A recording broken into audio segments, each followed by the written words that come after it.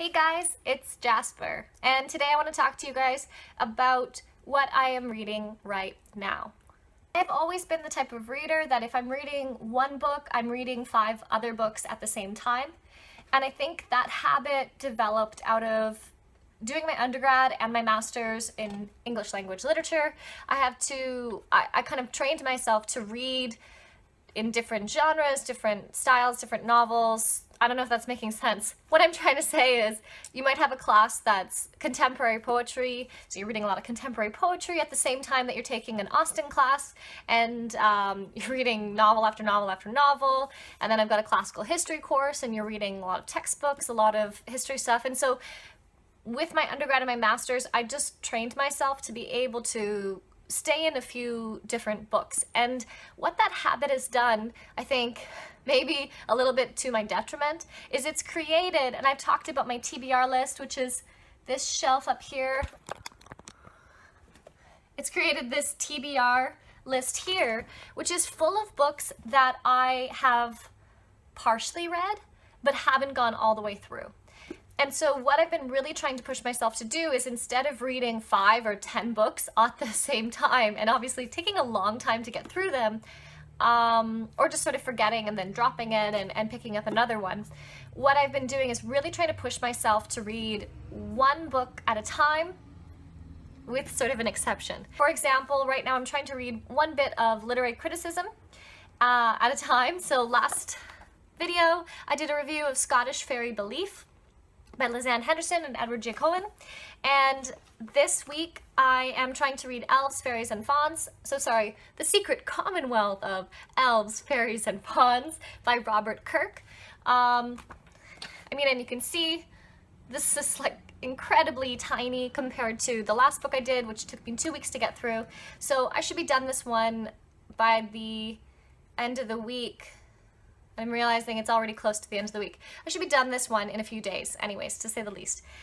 So I'm reading this bit of criticism, and as lovely and wonderful as criticism is, I can't not also read something fun. So I'm allowing myself to read some criticism, and then what I call my bathtub books.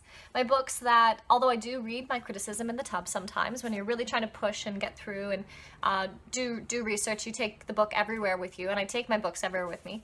But I have my bathtub books, which are books that I want to read when I just want to relax. And so probably I end up reading a lot in the bathtub, these books, but also just laying on the couch and in the bed and like wherever. These are my books when I don't want to think too much, I just want to unwind. And so right now I'm reading Diana Gabaldon's Dragonfly and Amber, because I read the first book in the series Outlander. I really loved it. I'm loving the show, and I've been wanting to catch up and get more into the series, but because of my big TBR list, I was sort of putting it off, but now here I am. Like I said in my last video, I was in chapters, I saw the book, it was $12, so I got it, so now I can read it, and that's fine. So my 2 main reads right now are The Secret Commonwealth and Dragonfly and Amber. So I'm also a tutor, and so I meet regularly with students, and a lot of the students I read novels with, so I thought I'd share with you guys novels that I'm reading with my students.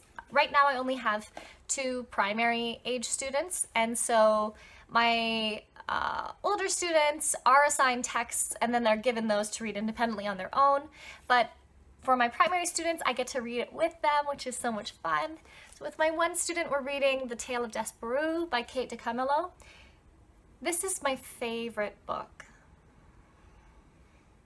It's just a really, really incredible book. And I was thinking, if you haven't read The Tale of Despereaux, this is a book I would highly suggest, and I want to share with you just a line. This was just in my last week's class.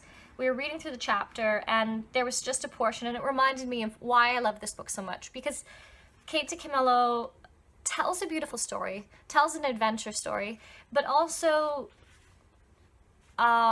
incorporates so many opportunities for learning and growth, and it's the very basis of why I think that books are important, because books should change, how we think about something. It should expand and grow us, and so I just want to read this little portion that I think illustrates something that's so beautiful and lovely about this book.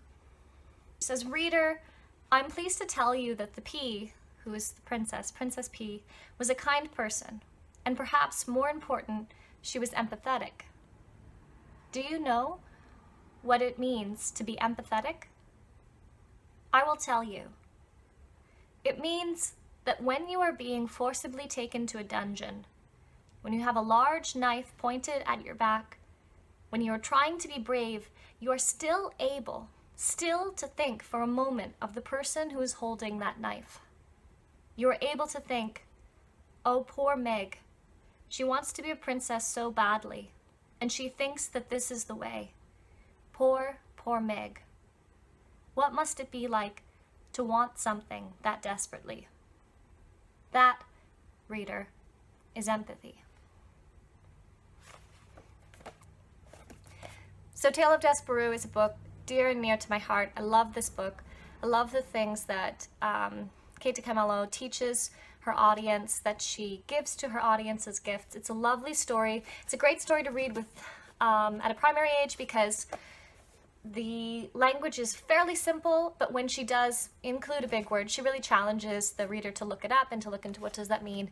And it's also, it has so many great nuggets of treasure for somebody who is growing and changing, and it's a great book for anyone at any level. The next book that I'm probably going to be starting with one of my new students is Ronald Dahl's James and the Giant... Ronald. Who do I think I am? Roald Dahl. James and the Giant Peach. I'm really excited about starting this story. Again, for similar reasons, there's just really great little bits.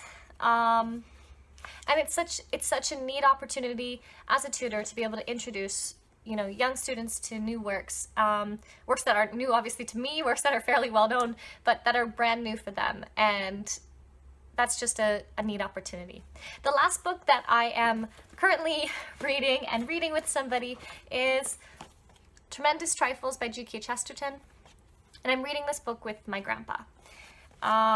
My grandpa lives far away, and so we talk once a week, and we read a chapter, and then we read it on the phone, and then we talk about it, and that's really fun. And we just recently finished going through the book because it took about a year to get, the chapters are fairly small. It took about a year to go through, and we've decided to start from the beginning and reread it. And Tremendous Trifles is a book, I would say, if you are somebody who is into fairy tales and mythology, especially fairy tales and folklore, I should say, actually not so much mythology, but a little. Fairy tales and folklore, this is the book that you'll really love. Even if that's maybe not your area, you might really like it if you are into philosophy at all. G.K. Chesterton presents things that are in the everyday that are tremendous trifles. What I'd like to share is actually an excerpt from the first chapter of Tremendous Trifles, and it's a line that I feel is that very much could be representative of the thesis of this book, what he goes after in each chapter. He says, in other words, we may, by fixing our attention almost fiercely on the facts actually before us, force them to turn into adventures, force them to give up their meaning and fulfill their mysterious purpose.